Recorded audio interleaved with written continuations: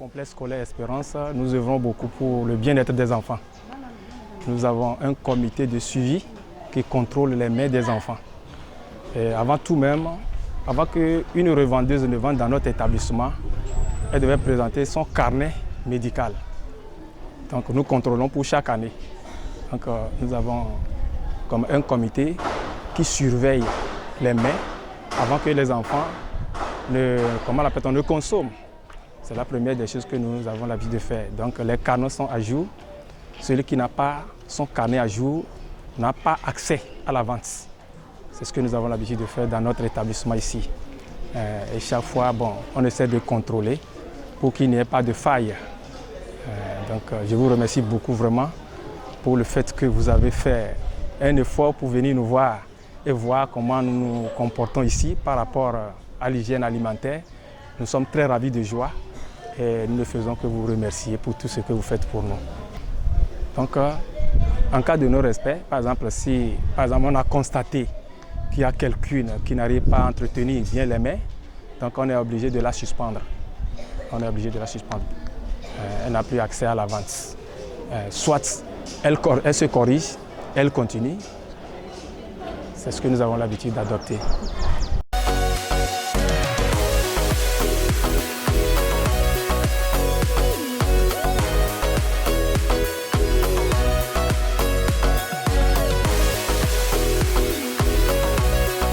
Nous avons mis de l'eau à leur disposition.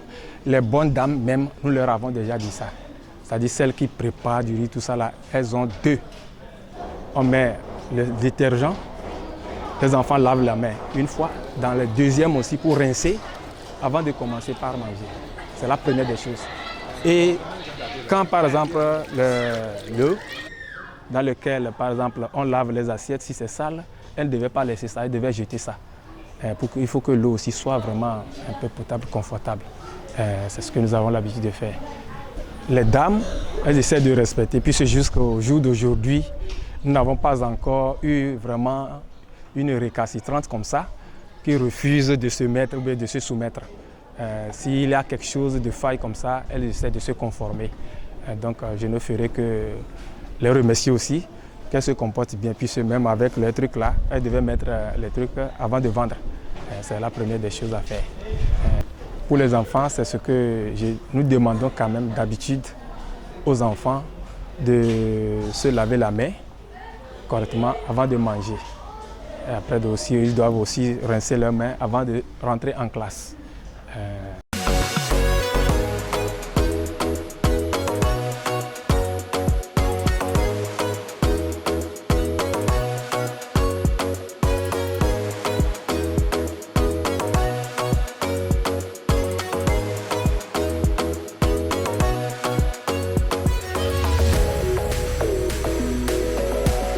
Ici au CS Espérance, nous nous sommes arrangés de façon à ce que les dames qui vendent aient au moins un carnet de santé renouvelable à chaque 3 mois. Alors, avant de manger, les enfants doivent se laver d'abord les mains. C'était très primordial. Et les revendeuses doivent avoir un foulard pour couvrir la tête. Et les questions d'hygiène sont bien respectées, notamment l'eau qui doit être propre et jetée à chaque fois que les enfants rentrent. On doit vider l'eau et renouveler l'eau. Nous sommes les revendeuses. Nous sommes 5 revendeuses à l'école. Okay. Les hygiènes, nous prenons soin des eaux pour les enfants. Nous couvrons les nourritures pour les enfants. Et à chaque fois, nous vérifions si les dames sont couvertes. Après, si les enfants viennent, nous prenons les mesures pour les bien servir, pour qu'ils soient bien rassasiés. Et nous vérifions à la propriété de l'école. À chaque récré, on balaye l'école. Nous leur disons premièrement de laver les mains. S'ils finissent de laver les mains, ils viennent pour payer. Après, s'ils finissent de manger, on leur dit de rincer la main. Nous demandons aussi aux bonnes dames de prendre soin des assiettes qu'elles utilisent, de les laver convenablement à l'eau, au savon et au javel pour éviter les bactéries et les microbes. Les femmes, je leur conseillerais de bien respecter les consignes qui sont donnés et de veiller à la santé et à la sécurité de nos enfants. Merci.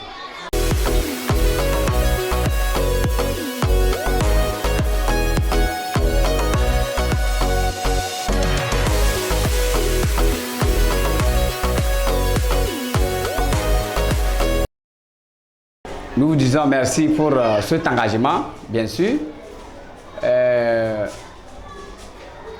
Vous êtes venus pour savoir ce qui se passe concernant l'hygiène alimentaire. Et nous tenons à vous rappeler que nous nous inscrivons dans le programme du ministère, notre ministère de tutelle, de l'enseignement primaire et secondaire. Il faut prendre soin du manger des apprenants. Et c'est ce que nous faisons chaque jour. Et comme vous êtes venus, vous aurez constaté avec les bonnes dames que nous veillons au grain pour que les aliments, sinon le repas que nos enfants, nos apprenants prennent, soient des repas équilibrés et sainement préparés aussi.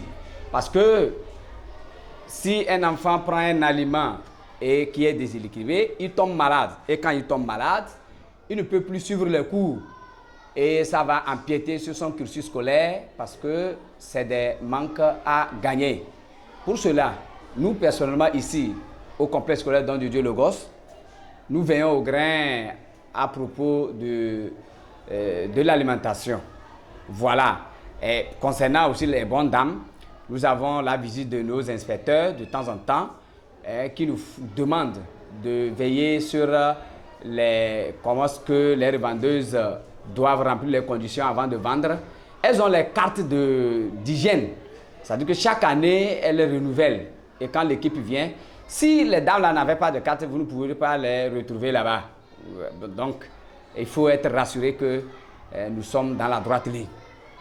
Les élèves, mais vous savez, ceux du primaire, nous appelons avec les réformes de notre ministre à la tête, le professeur Kokoko, nous avons changé la dénomination, sinon les noms des matières. Avant, on parlait de EduSVIP. Mais depuis quelque temps, avec APC, nous ne parlons plus d'EduSVIP, on parle des sciences technologiques, sciences humaines. Vous voyez, dans ces sciences technologiques, on apprend aux enfants comment maintenir l'environnement scolaire sain et comment se prendre en charge avant de manger. Il faut se laver les mains. On fait ça. Au collège, en SVT, ça se fait, de la 6e en 3e. Ils savent qu'avant de manger, on doit se laver les mains. Et puis, vous n'êtes pas sans savoir qu'avec la crise de coronavirus, de Covid-19, ça nous a appris que vraiment l'homme est un potentiel transporteur de microbes. Et donc, il faut de temps en temps se faire désinfecter. Et vous aurez constaté dans les coins que nous avons les gels hydroalcooliques que nos enfants utilisent. Avant d'aller vers les revendeuses, ils se lavent aussi les mains avant de prendre les plats. Donc voilà, nous sommes à pied d'œuvre. Vous savez, l'école, avant d'être un milieu d'apprentissage, est une institution. Si nous parlons d'institution, vous savez que c'est avec des normes de la République que nous voulons respecter, bien sûr. Et donc, il y a un comité de suivi.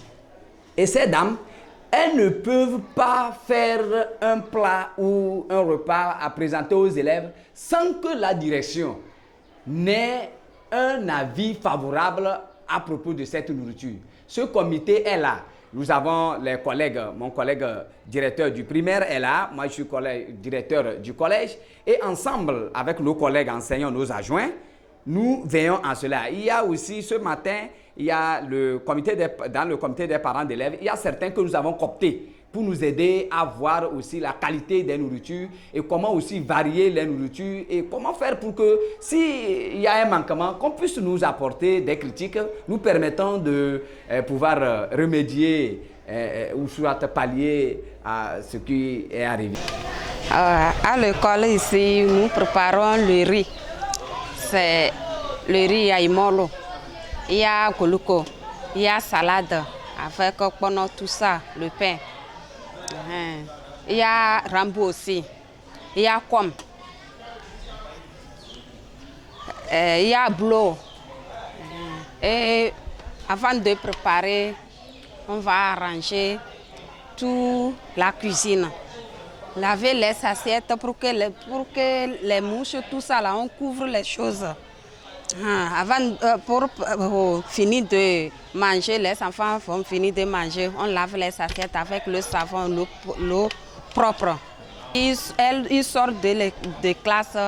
On les demande de laver les mains d'abord avant de prendre les assiettes pour les servir. Les enfants, c'est les enfants. Tu as 1, 2 à la maison, ça ne va pas. Et toute la population, c'est ça. Tu vas crier comme ça. L'autre fait, l'autre ne fait pas. C'est ça. C'est mélangé comme ça. Toujours, je répète, je parle et je répète. Il faut laver les mains. Il y a choléra. Il y a les vers de terre par terre. Il ne faut pas mettre la main par terre. Il ne faut pas faire comme ça. Donc, si je dis comme ça, je mets l'eau, ils lavent les mains. Et ils vont venir prendre la nourriture. Il y a un carnet de santé. Nous faisons ça, nous relevons ça chaque année. Si la date vient, tu vas à l'hôpital et on va te relever. Donc, on met voile, on attache la tête, on s'habille bien. Toi, revendeuse, tu ne peux pas rester dans le même habit au moins 2 jours parce qu'avant de travailler, tu vas suer. Si tu finis de suer, il faut enlever ça. Et on couvre ça, on couvre sur la nourriture. Si on finit de vendre, on couvre. S'il est l'heure, on se lève pour vendre. Donc toujours c'est ça.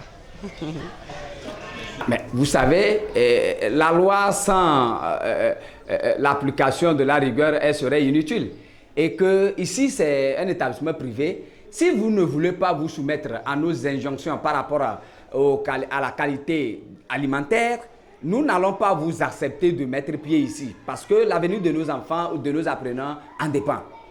Donc, il y a des sanctions. Si vous ne voulez pas respecter, nous allons seulement vous demander qu'il faut rester de l'autre côté. Nous allons prendre des dispositions idoines pour pouvoir mettre certaines personnes aussi qui respectent la vision de l'établissement partant du ministère.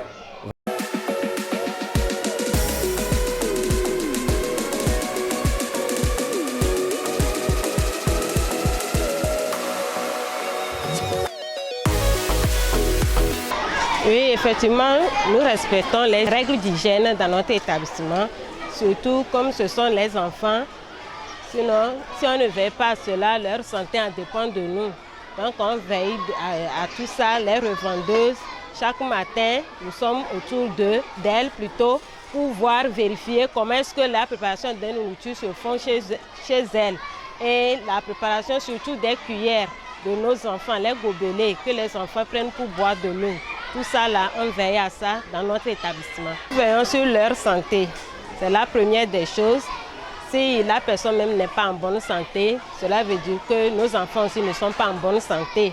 Donc leurs certificats médicaux sont à jour, leurs carnets, nous veillons sur tout cela. Je tiens vraiment à encourager les revendeurs de continuer dans ce genre de système pour la bonne marche du travail. Sinon, si les enfants ne sont pas en bonne santé, pédagogiquement, le travail ne fonctionnera pas.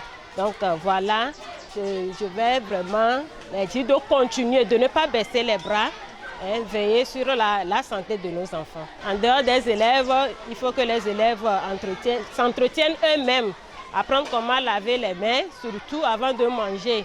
Donc il faut que nous, les enseignants en classe, nous allons les sensibiliser sur l'hygiène, surtout comme ce sont des enfants. Donc merci.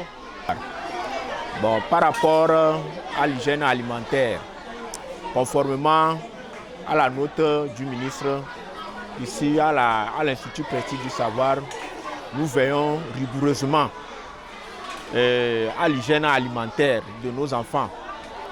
C'est sur ce que nous avons instauré un comité de suivi pour veiller d'abord à l'hygiène au niveau des bonnes dames.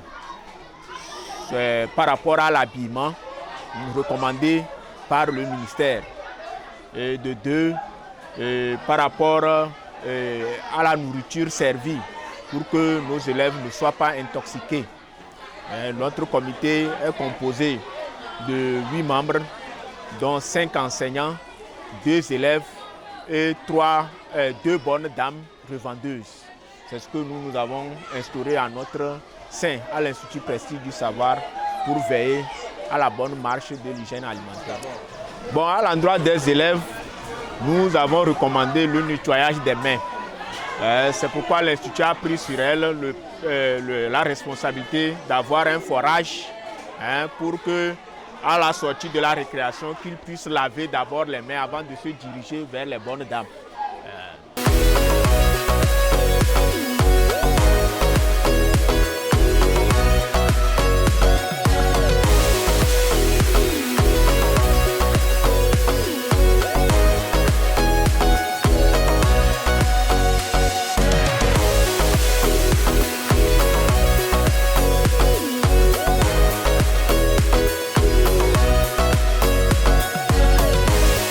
Non, en cas de constat d'irrespect des règles d'hygiène, nous interpellons rigoureusement les bonnes dames ou bien les élèves pour se conformer à l'arrêté du ministre.